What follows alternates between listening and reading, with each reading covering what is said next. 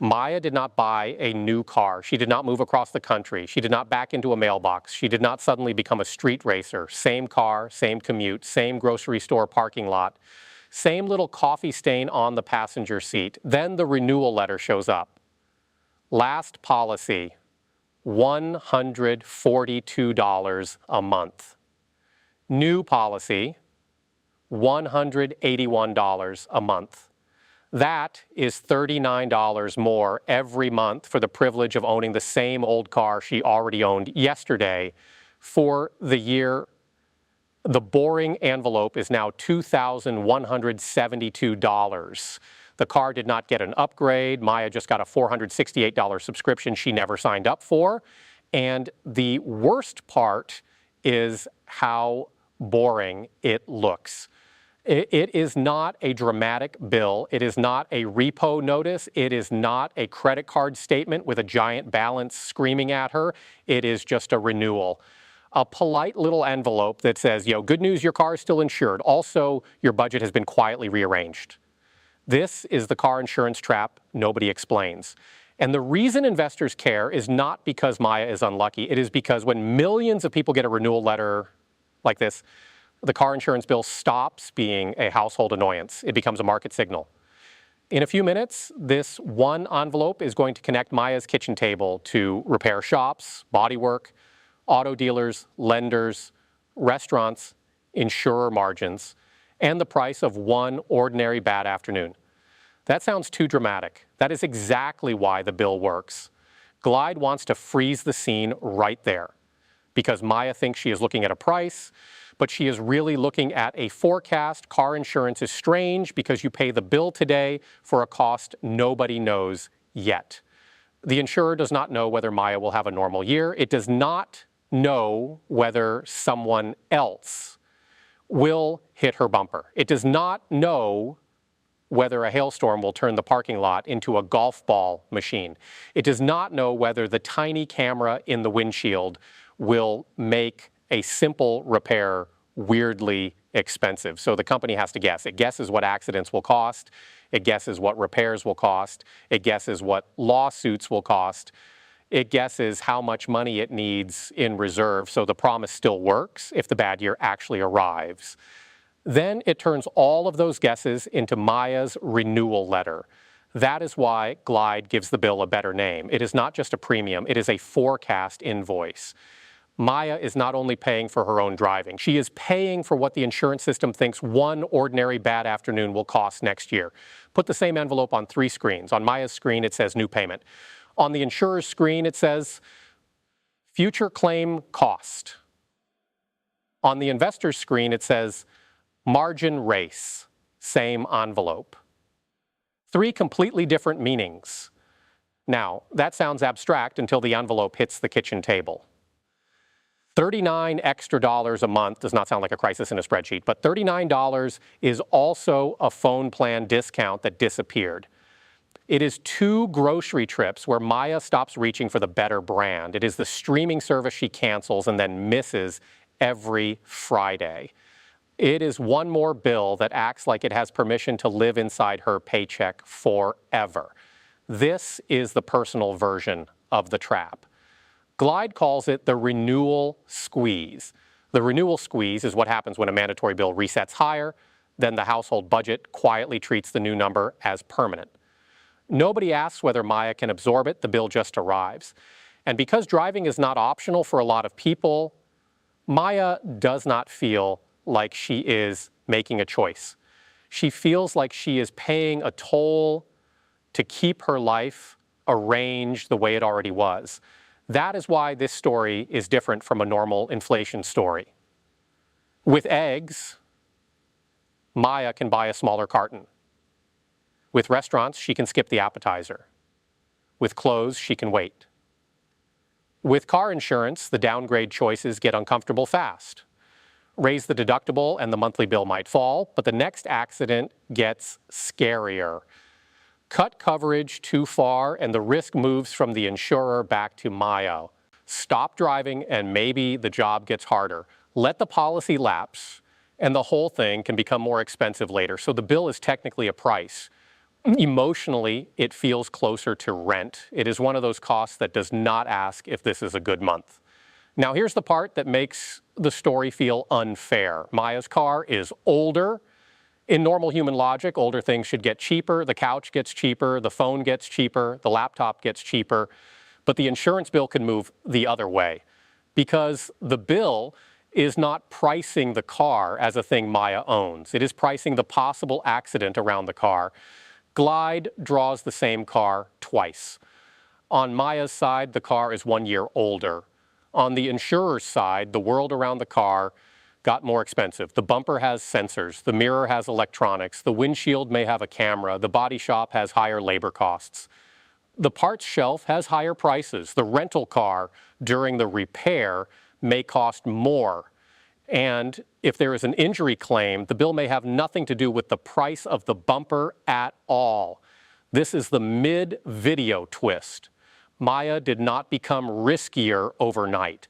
The cost of fixing bad luck changed around her. That is the market version. Glyde calls it the claims inflation loop. The loop is simple. Repairs get more expensive, claims get more expensive. Insurers raise premiums to catch up. Households shop around, raise deductibles, or cut other spending. Then investors watch to see whether the higher premiums are enough to outrun the higher claims. That last sentence is the whole Wall Street angle. Insurance companies can look like they have pricing power when premiums rise. But rising premiums are not automatically good. Sometimes they are a victory. Sometimes they are a confession. They can mean the insurer finally has room to earn a decent profit. Or they can mean last year's claims were so expensive that the company is still chasing the cost curve. Same renewal letter. Two very different stories. Now we need the evidence card because this is not just Maya being dramatic at the kitchen table. In the BLS consumer expenditure data tracked on Fred, vehicle insurance spending for all consumer units was about $1,993 in 2024. 2 years earlier, in 2022, it was about $1,592. That is not a tiny household line item anymore. That is a rent-sized month hiding inside the year. The Minneapolis Fed, using insurance and quote data, described the bigger reset this way. Nationwide premiums per insured vehicle rose about 27% between 2022 and 2024.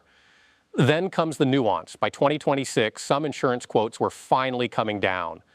The BLS detailed CPI table for May 2026 showed motor vehicle insurance down over the prior 12 months. The Minneapolis Fed also cited Insurify quote data showing nationwide quotes down 6% year over year in March 2026. That sounds like relief. But the same quote data still had nationwide quotes about 41% higher than in March 2022. Quote data is not the same as premiums people actually paid, but it shows the shape of the trap. So if someone tells you car insurance is still rising everywhere forever, that is too simple. Glyde throws a red flag.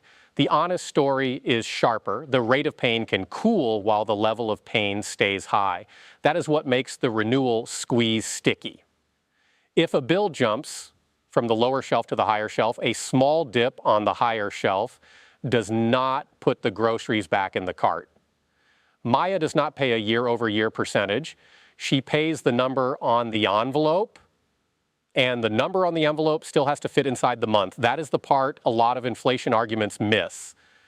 Families do not live inside the slope of a chart. They live on the new shelf the chart left behind. This is where the repair data matters. In that same May 2026 CPI table, motor vehicle maintenance and repair was still up over the prior year. Bodywork was up. Maintenance and servicing was up. So the insurance line can cool, but the things insurance has to pay for can still be expensive. That is why the story does not end with good news, prices fell. Right now. The better question is, did the future claim cost really get cheaper, or did the premium just stop sprinting for a moment? Now, Glyde opens the insurance company side of the envelope. Premiums come in, claims go out, expenses go out. Whatever is left becomes underwriting profit if there is any left. A clean way to understand this is the combined ratio. Do not let the phrase scare you. It is just a meter. If an insurer collects $1 of premium and pays out $1 or more in claims and expenses, the underwriting side is not really working. If it collects $1 and pays out less than $1, the underwriting side may be profitable. So when premiums rise, investors do not just ask, did revenue go up? They ask, did premiums rise faster than claims? That is the whole game. A car insurance company can report more premium revenue and still have a bad business if the claims bucket is leaking faster. Or it can report painful renewal increases and then show margin recovery if claims finally stabilize. That is why this signal is so useful. The renewal letter is not just a consumer story. It is a little map of who has pricing power, who is absorbing cost, and who is getting squeezed. And unlike a lot of market signals, this one is not hidden in a footnote. It is sitting in a glove box. It is sitting on a kitchen counter. It is sitting in the monthly auto pay list, quietly asking for more money than it asked for last year. Start with insurers. They are trying to price future risk without losing customers. If they raise rates too slowly, claims can eat them. If they raise rates too aggressively, customers shop around or regulators push back. So the investor question is not, are premiums up? It is, are premiums up enough and are customers still staying?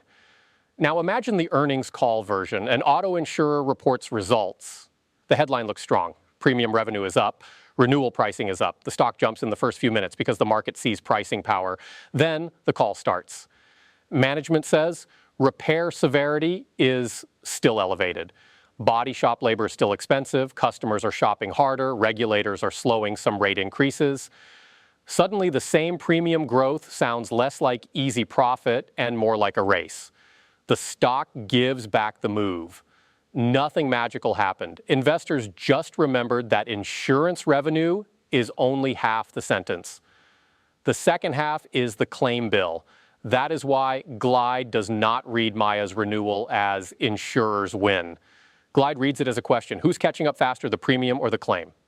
Now move one step down the chain.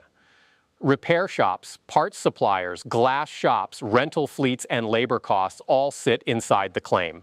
When a bumper used to be plastic and now it is a little technology sandwich, the repair ecosystem changes. That can be good for some businesses. More expensive repairs can mean more revenue per repair, but it can also make drivers delay work, choose higher deductibles, or avoid claims when the damage is small.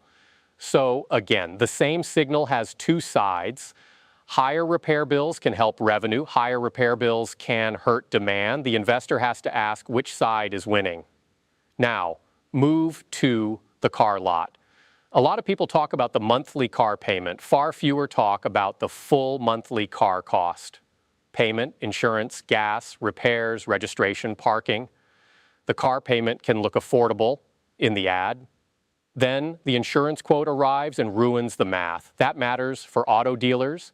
It matters for lenders. It matters for used cars. It matters for younger drivers. It matters for households deciding whether the second car is still worth it. Glyde puts the car payment and the insurance bill on one scale.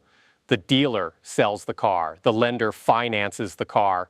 The insurer prices the risk around the car. The household has to survive all three. If the insurance line keeps swelling, the customer may not be blocked by the sticker price. They may be unable to buy it because the monthly math underneath the sticker stopped working. That is the hidden auto affordability signal. Then there's the consumer spending signal. Maya's extra $39 a month does not disappear. It goes somewhere. It leaves the restaurant. It leaves the clothing store. It leaves the emergency fund. It leaves the weekend trip. It leaves the credit card payoff plan. Mandatory bills are powerful because they do not just take money. They move the household's decision line. Before the renewal, Maya might say yes to dinner. After the renewal, she says maybe next week. One person doing that is not a market signal. Millions of people doing it is how a small line item becomes a spending pattern. This is the part that makes the topic high signal for investors. Car insurance does not ask permission before it competes with everything else. It competes with restaurant, traffic, it competes with apparel, it competes with subscriptions, it competes with credit card paydown, it competes with the emergency fund that would have protected Maya from the next bad month. So the renewal letter is not just an insurance story, it is a tiny spending reallocation notice. This is why Glyde does not want the episode to become insurance company bad. That version is easy. It is also incomplete. Insurance is a risk pool. If claims truly get more expensive, the money has to come from somewhere. If a hailstorm damages thousands of cars, the body shops do not fix them with good intentions. If replacement parts cost more, the claim costs more. If liability payouts rise, the policy has to price that risk. And if insurers underprice risk for too long, they can lose money in a very real way. So the fair counterargument is this: higher premiums are not automatically greed. Sometimes they are the lagging receipt for a repair economy that got more expensive before the bill caught up. But that does not make the household pain fake. Maya still has to pay it. And the delay is part of why the bill feels so rude. The crash might have happened last year. The hailstorm might have happened in another zip code. The parts shortage might have started 2 years ago. The renewal shows up now. That is why car insurance feels like inflation with a delay fuse. By the time the bill arrives, the event that caused it may already be old news. That is the weirdest thing about the renewal squeeze. It can make the consumer feel punished in the present for a cost shock that started somewhere else in the past. That is also why it can keep showing up after the headline says inflation is cooling. Now, Glyde writes the investor framework on a clean whiteboard. Question 1, are premiums rising faster than claim costs? If yes, margins can recover. If no, higher revenue may just be the insurer running in place. Question 2, are customers shopping, canceling, or raising deductibles? If people stay, the company may have pricing power. If people leave, the premium increase can turn into a retention problem. Question 3, are repair costs, bodywork, and liability trends cooling together? If the cost drivers cool, the claims inflation loop can relax. If they do not, the renewal squeeze may keep coming back. That is the market framework. 3 questions, not a stock recommendation, not a magic chart, not buy the insurer because your bill went up. Just a way to read one annoying envelope as part of a larger system. Now Glyde gives Maya the household version. Question 1, what actually changed? Coverage, deductible, discounts, address, mileage, vehicle age, driver list, or just the base rate? Question 2, what risk am I moving if I lower the premium? A higher deductible is not free. Lower coverage is not free. It just moves the cost from the monthly bill to the bad day bill. Question 3, can I shop the policy without shrinking the protection I actually need? That is the practical part, not cancel everything, not accept every renewal, read the letter, compare the details, ask what changed, shop the same coverage, then decide whether the lower monthly bill is worth the extra risk. Simple does not mean fun, but it is better than staring at the envelope like it is a weather event. This is where the story comes back to the kitchen table. Maya is still annoyed. She is allowed to be annoyed. The same car now costs more to keep in her life, but at least the bill has shape. It is not a random punishment. It is a forecast invoice from a system trying to price repair shops, storms, injury claims, parts shelves, labor, competition, regulation, and profit into one monthly number. That does not make the number pleasant. It makes it readable, and readable is useful. Because if the renewal squeeze gets worse, it can tell you something before the headline does. It can tell you household budgets are losing room. It can tell you auto affordability is tighter than the car payment alone suggests. It can tell you insurers are trying to catch claims. It can tell you repair inflation is still alive. It can tell you consumers may have less money for everything else, but it does not tell you what to buy. It does not tell you a crash is coming. It does not tell you every insurer is winning. This is not financial advice. One bill is not a full thesis. Markets can price information quickly, and individual stocks can still be risky even when the story sounds obvious. It tells you what question to ask next. That is the Glyde rule. The car insurance bill is not just the price of driving. It is the price of what the world thinks one bad afternoon might cost. And if you want the shortest version of the whole episode, it is this. Maya's car got older. Her possible accident got more expensive. So when Maya looks at the renewal again, the number still hurts, $181 a month. No applause, no magic fix. But now she sees the story hiding in it. The car did not change, the forecast did. And sometimes the first market signal is not on a chart. It is a polite envelope on a kitchen table saying, same car, new price, what changed? Glyde already knows the answer. The accident Maya has not had yet got repriced.